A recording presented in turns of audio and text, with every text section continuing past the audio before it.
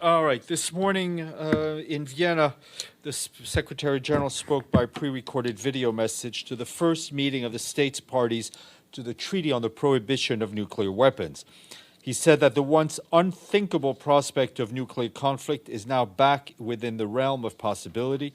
The Secretary General reiterated the Treaty on Prohibition of Nuclear Weapons is an important step towards the common aspirations of a world without nuclear weapons. He told participants that the decisions they make at this meeting will help cement the treaty's position as an essential element of the global disarmament and non-proliferation architecture. These decisions will also hopefully convince more countries to get on board. His full message is online. Excuse me. This evening, our Deputy Secretary General Amina Mohammed will depart New York for Kigali, the capital of Rwanda, to attend the Commonwealth Heads of Government meeting, and will meet with United Nations officials and other stakeholders. On June 26th, she will go to Paris to participate in the Transforming Education Pre-Summit and meet the member states and other stakeholders. On 30th of June, she will then travel on to Lisbon, where she will participate in the UN's Oceans Conference. The Deputy Secretary General will be back in New York on July 4th. Turning to Ukraine, I can tell you that together with our humanitarian partners, we were able to deliver yesterday 12 trucks of critical supplies to help nearly 64,000 people in the cities of Kramatorsk and Slovyansk. Those are close to the front lines in the government-controlled areas of Donetsk Oblasts. Humanitarian needs have increased over recent weeks in those two cities and are particularly concerning in Slovyansk. Slovyansk, which is just 10 kilometers from the front line, has experienced intense shelling over the past weeks. Previously home to about 100,000 people, or about a quarter population, now remains. Those are mainly elderly, who are among the most vulnerable and who are spending their days hiding from the constant bombardment.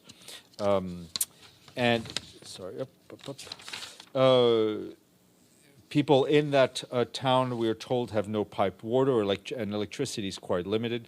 Basic supplies are lacking, with the few shops that remain open.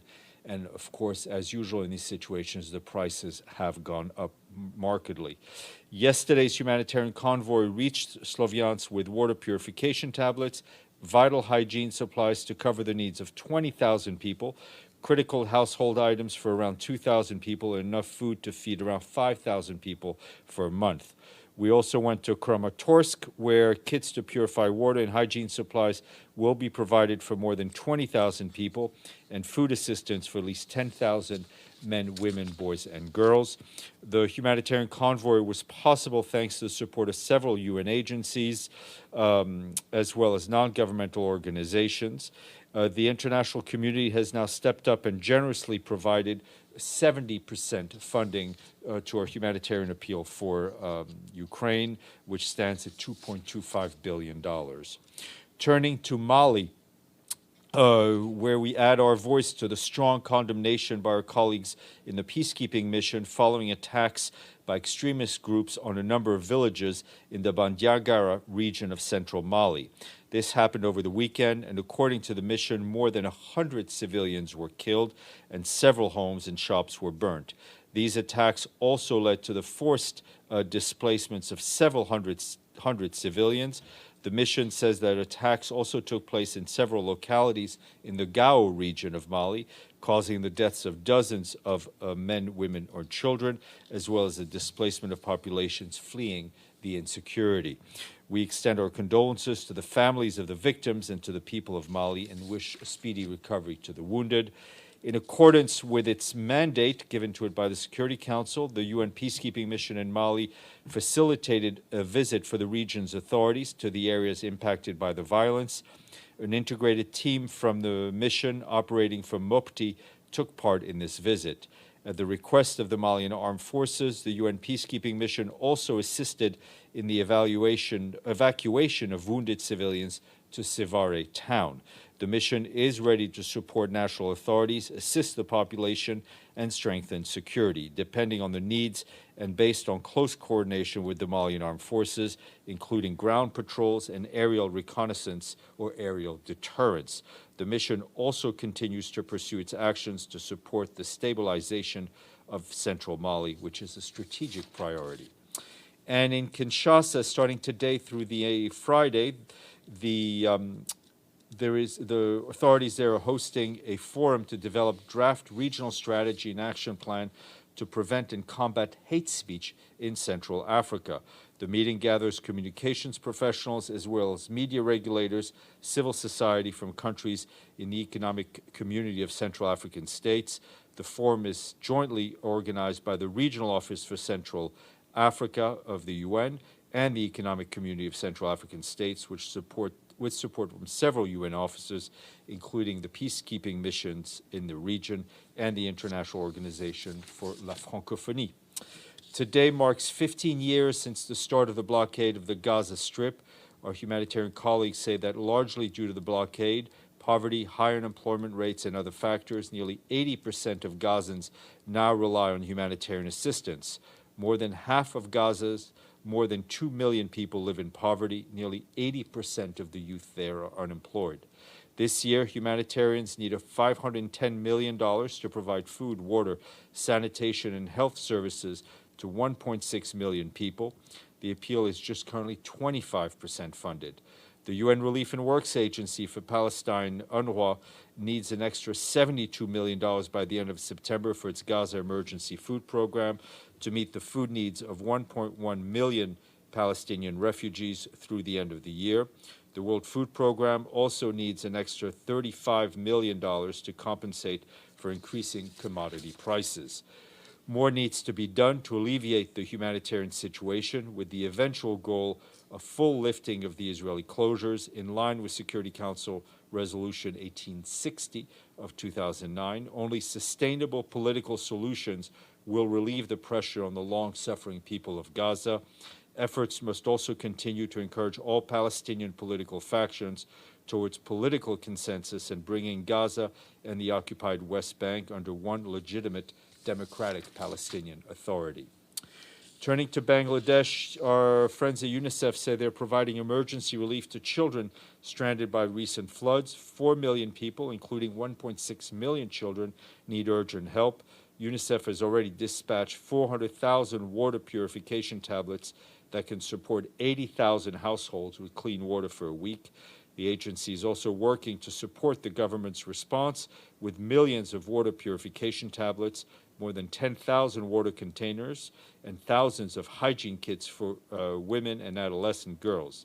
UNICEF is also procuring emergency medical supplies for district health facilities. And the High Commissioner for Human Rights, Michelle Bachelet, began a 4-day official mission to Bosnia and Herzegovina today. This is the first visit by High Commissioner for Human Rights in Bosnia-Herzegovina since 1998. She will meet with senior government officials, representatives of civil society, survivors, and victims of the conflict that took place in Bosnia-Herzegovina, and members of the judiciary and representatives of the international community. Quick update from the Comoros, where our UN team there, led by the resident coordinator, Francois Batalingaya, just completed a 25-day campaign to support the national vaccination program and boost the number of people, particularly adolescents, vaccinated against COVID-19. Our team, including WHO and UNICEF, provided technical support to more than 70% of adolescents in the country with the COVID-19 vaccines. UNICEF continues to train groups of young people to mobilize their communities on the importance of the vaccines, and the team also is gearing up for a follow-up 3-day vaccination campaign to support national authorities in reaching 100% coverage for adolescents. Yesterday, you will have seen the Secretary General told the Security Council that humanitarian needs in Syria are the highest since the start of the war 11 years ago. The massive humanitarian response that the UN and our partners are conducting in Syria has staved off the worst, but more is required. He added that while increasing cross-line assistance was an important achievement, the present circumstances, it is not the scale needed to replace the massive cross-border response, and he called on Security Council members to maintain consensus on allowing cross-border operations to continue. And we also issued a statement in which the Secretary General commended the people of Colombia for their participation in historic voter turnout in the second round of the presidential elections, which will result in the elections of Gustavo Petro and his running mate, Ms. Francia Marquez, to the leadership. And that was shared with you. Today is the International Day of something I am physically unable to do, and that is the International Day of Yoga. But I do hope to get there at some point. The message for the day, the Secretary General notes that this year's theme is Yoga for Humanity. It reminds us how yoga is truly universal in a world beset by disaster and division. And he says yoga's values of mindfulness, balance, moderation, discipline are essential as we seek out new relationship with one another and our planet. On this important day, he adds, let us be inspired by the timeless practice and values of yoga. And it's also the International Day of the celebration of the solstice. I'm surprised, James, you're not at Stonehenge partying and running around. Tomorrow, my guest will be Valentine Rukwabiza, who is our recently appointed special representative for the Central African Republic and head of the peacekeeping mission. She's briefing the council, but she will then join us afterwards. James.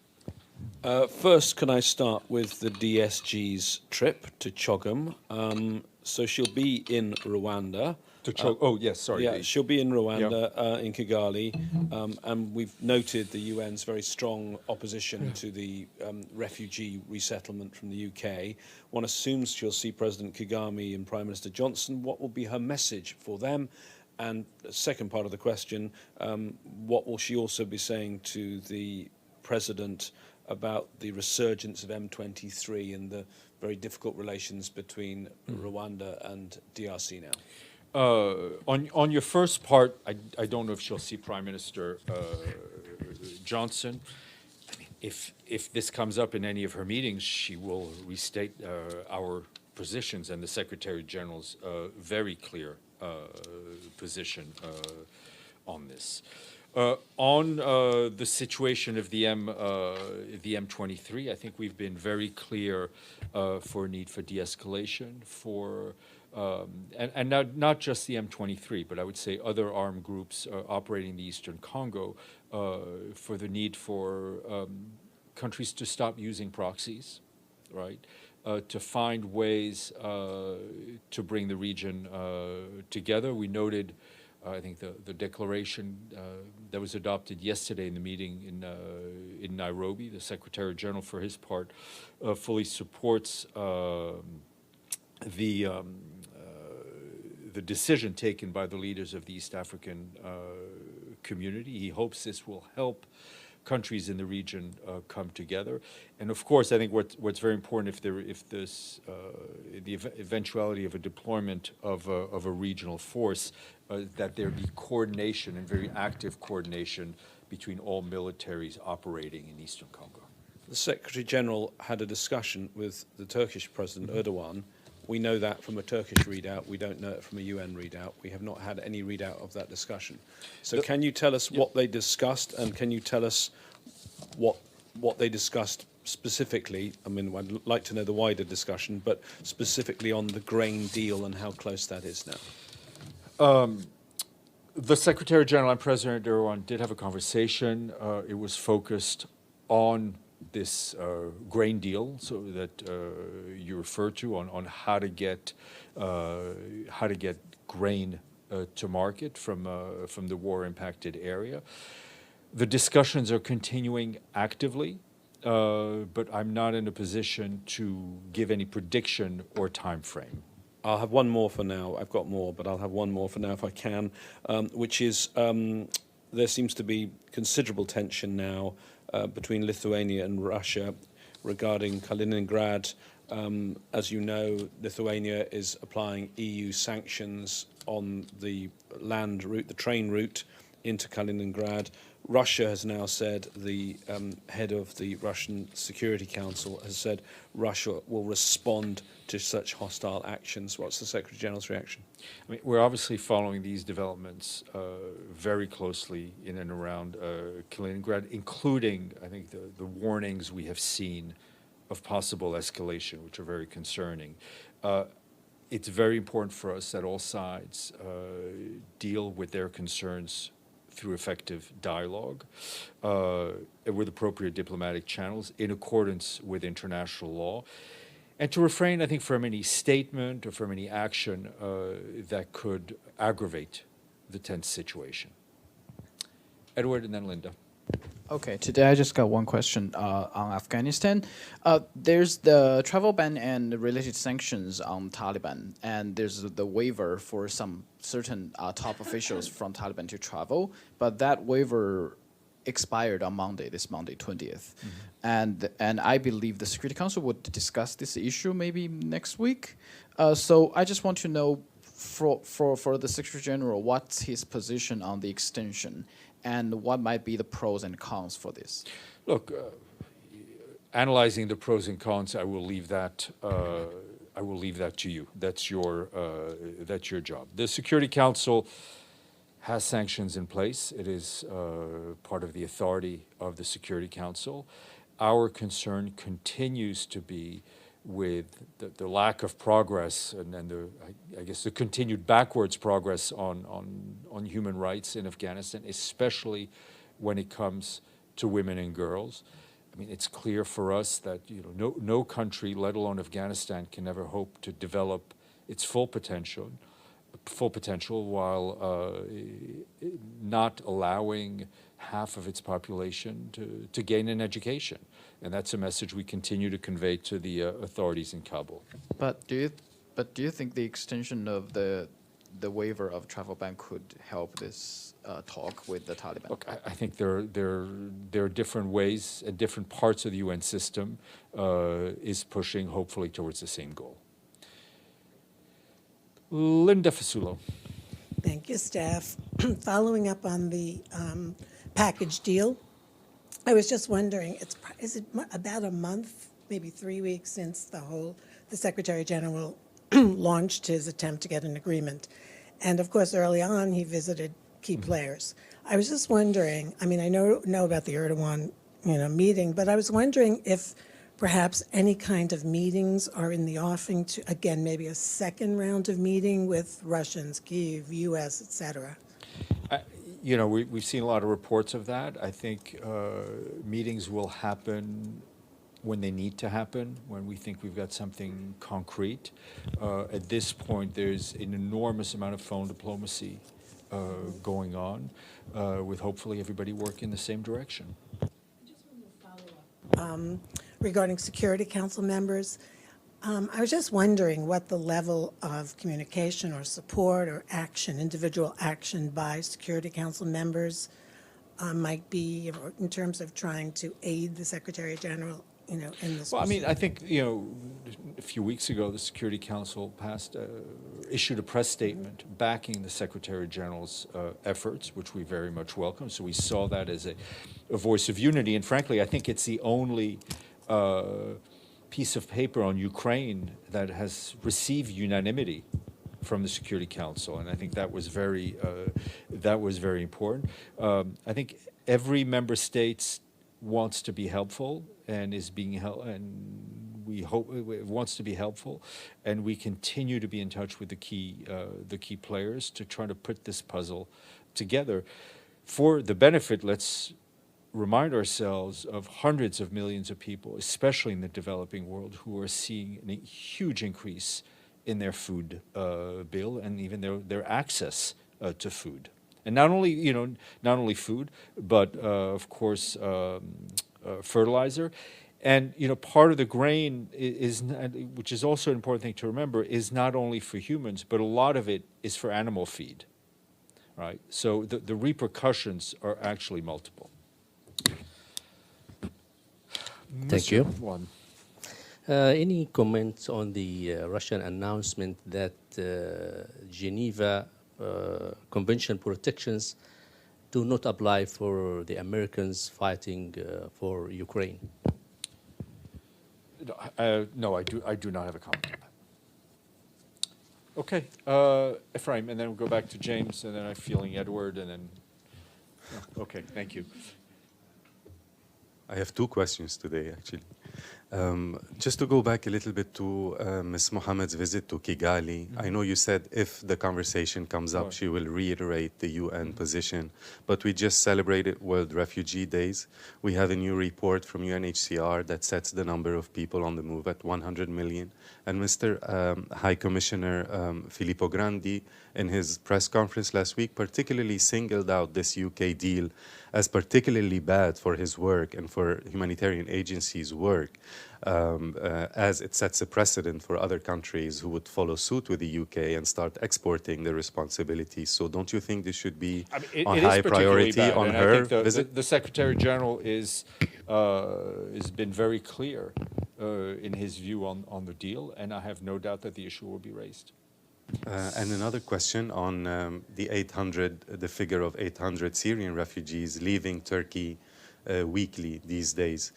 Just wonder what your Secretary General, the UN, thoughts on President Erdogan's plan to relocate the millions of Syrian refugees in his country to the border and building cinder block houses for them. And what does the UN I mean, I think on Syria, about? we've been very clear in calling for all member states to uphold the territorial integrity of Syria.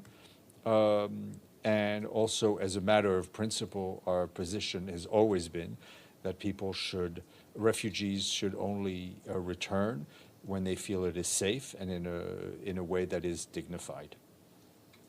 James.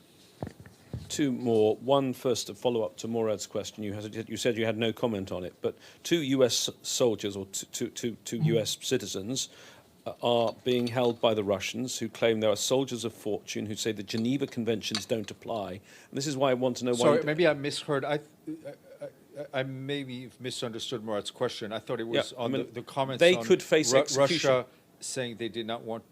It had to do with the Syria talks. No, Okay. it's about the two U.S. soldiers being Right. held by Russia, who Russia says the Geneva Conventions don't apply. They're soldiers of fortune, according to Russia. And why I think the UN should have a comment is potentially they face execution. Right. I mean, then I clearly did not understand. Did not understand the question. Combatants should be treated and held according to international law. We stand firmly against the use of the death penalty in any matter, shape, or form, or in any case. As far as the Geneva Conventions, it's the ICRC that is the holder of those conventions, should comment in further detail. And my other question is about another organisation's journalism, but the BBC has come up with some claims, very worrying claims, of further sexual abuse in the UN system and corruption in the UN system. I'm sure you've seen these whistleblower claims. What is the Secretary General going to do to try and get to the bottom of this? Well, first of all, I think when it comes to people who feel they have suffered sexual harassment or abuse within the UN system, our heart goes out to them. And they need to be heard, and they need to be seen. Since the beginning, since he took office, the Secretary General has focused on strengthening the whistleblower protection. He did it when he first came into office. He did it a short while later. There is a very robust program. I think since 2017, about 68 people have been given some sort of protective status because they reported wrongdoing. I think we have done a huge amount in trying to address the issue of sexual harassment, for one, through the creation of new units within OIOS, focusing solely on sexual harassment, staffed mostly with female investigators, the creation of a hotline. I think one very important tool, which was put in place just a few years ago, is what we call the clear check system, which basically stops this loophole where people could leave one part of the UN in one part of the world and join another part of the UN. Now, anyone who has been dismissed for sexual abuse, for sexual harassment, or who has left prior to an investigation on those things and decide to leave the organization before an investigation is concluded, is now on sort of a UN no-fly list, right? And we now have about 568 names, 564 names on that list. That's a hugely important tool because we kept hearing people who would be able to leave one and join the other. I think like any organization in the private sector or in the public sector, it is a constant struggle to better our systems, to create the atmosphere where people feel they can come forward without fear, without retaliation, to report not only sexual harassment, but any sort of wrongdoing. And we are constantly looking at our systems and trying to improve them. But given that background and context, is the Secretary General concerned that clearly there are still cases, the system isn't catching them all, well, and there are fresh reports here? What is his reaction to those reports, and is he going to launch a specific investigation into the Look, we haven't been able to see the full documentary yet because we can't see it from here. So we'll see. We'll look at the documentary. I think a lot of the people, from what I gather, they've interviewed people who have been these are cases in the past, but which doesn't make them any less bad. But I think we have, and I think especially since Mr. Guterres came into office, taken a very, very strong stance on ensuring accountability. And I would say, you know, we are more transparent than I think we explain, and more transparent people give us credit for. There are, as you know, we produce a lot of reports, and maybe there's an overload of information, but there are reports produced annually or biannually of disciplinary measures. Cases of sexual abuse in peacekeeping missions are updated on a daily basis on a website. So I think there is a huge amount of transparency, but that does not mean that we cannot do better and that we will continue to try to do better. Senora. Stéphane, yesterday it was confirmed that American citizen who is being jailed with terrorism charges in Venezuela tried to kill himself over the weekend. The family is asking Governor Richardson to get involved. Has the UN got any requests from any organization to try to request his... I'm not aware here. You may want to try with our human rights colleagues at different human rights mechanisms in Geneva. Is any concerns of political detainees according... Well, I mean, we've expressed our concern. I mean, I don't know the particulars of this case, but we have expressed our concern at the continuing presence of detainees in Venezuela. Speaking of someone who is not a detainee, Paulina, you are prisoner of the podium.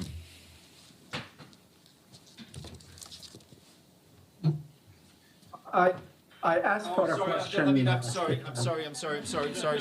sorry. It is not a statement, it is an oversight. Please, sir. It's okay. My question is about Libya. The Libyan side did not agree on constitutional rules. And the news says that the days of Stephanie Williams are numbered. Now, there is a meeting of the Security Council next week on Libya, and there are two on the short list for a special envoy, one African and one European. Security Council, as you know, is divided. Do you expect the meeting next week to, because of the urgency of the situation, to agree on a special envoy to Libya? I've been in the UN slightly fewer years than you have, Abdelhamid, and I think we both know to tamper expectations for things that may or may not happen. So let's see what happens. I think we can only be disappointed by the fact that the various Libyan factions failed to come to an agreement for the sake of people of their own country, for the sake of the millions who registered to vote, who wanted to be able to express their political opinions freely. My understanding is that there may be another meeting within next 10 days. I think it's never too late to come to some sort of an agreement, and we hope that Libyan leaders will put first and foremost the interest of the Libyan people at the top of their agenda. Thank you. Thank you, Paulina.